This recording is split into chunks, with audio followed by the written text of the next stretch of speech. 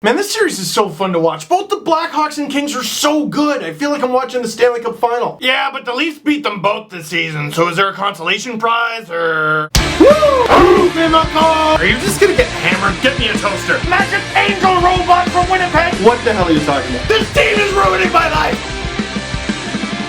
The Los Angeles Kings win 4-3 over the Chicago Blackhawks, and they take a 2-1 series lead in the Western Conference Final. Damn it, both of them are good, but damn it, the Kings are good. I thought these guys couldn't score, but they are variety. We got guys like Slava Voinov, Andrew Doughty, who can just blast them in like we saw in this game, Jeff Carter, who's always in the right spot like we saw in this game, and Tyler Toffoli, who can snipe like we saw in this game, and more. And part of what makes the Kings so good, at least in these last two games, is look at what they do in the third period. First of all, one thing that I've talked about, a lot of people have talked about the Kings, they've already been through two 7-game series, and neither of them were fun. Amazing comeback against the Sharks, war with the Ducks. That just sounds kind of silly. War with the Ducks. We do battle at the pond at dawn, and to the victor goes the breadcrumbs. Who's with me?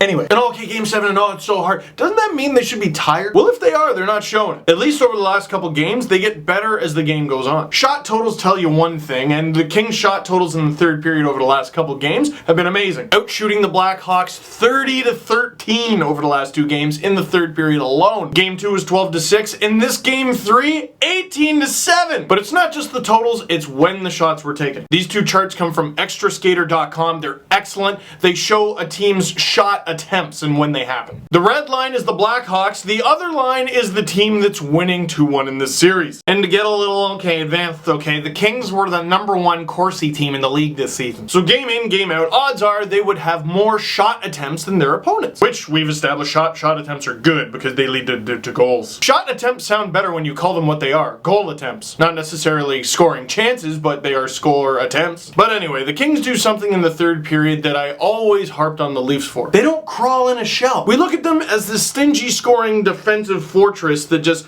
sets up this huge wall with a moat, and there's Drew Doughty, and at the end it's Jonathan Quick. And while that's certainly true to an extent, they also continue to try to score on their opponent. And you might go, yeah, well, game 2, they were losing heading into the third. They tied it at $137 in. Third period in game 3, they were winning, and they outshot them 18-7. So there is the saying, the best offense is a good defense. This is true, but it also means that a good defense is a good offense. But you know when you can't shoot, or at least it's super hard? When you're on the penalty kill. And that has really killed the Blackhawks over the last two games. In game 2 and 3, the third period penalties are 5 for Chicago, 1 for LA. And again, what's scary there, we talked about all the Kings scoring options, the variety of penalties the Hawks are getting. Game 2, Bolig for interference, Saad for too many men, I guess he served it, and Handzus for roughing. Then game 3, Leddy for hooking, and Roosevelt for high sticking. 5 different players and 5 different kinds of penalties. These two teams are so good and so evenly matched that it's really who makes the most mistakes loses. And they certainly haven't lost, but the Blackhawks are making more mistakes than the Kings right now. And a guy I might give a talking to is Michael Handzus. Over the last two games, 3 different penalties. Holding, roughing, concealing the puck. One of the things that the Blackhawks get praised for all the time, besides their skill and their speed and all of that, is their leadership. They have such a good leadership group, and Jonathan Toews is such a good leader, and then there's Brent Seabrook and Duncan Keith, and Handzus is 37 years old. He's been in this league for a long time. In the role he's currently playing, he's got to be better than that. And obviously the Hawks didn't lose games 2 and 3 because of Michael Handzus, but he didn't really help. And with two teams so good and so evenly matched, you can't be doing that. I don't know where that accent came from, but you can't be doing that. So question of the game, and I don't really get to ask this very often,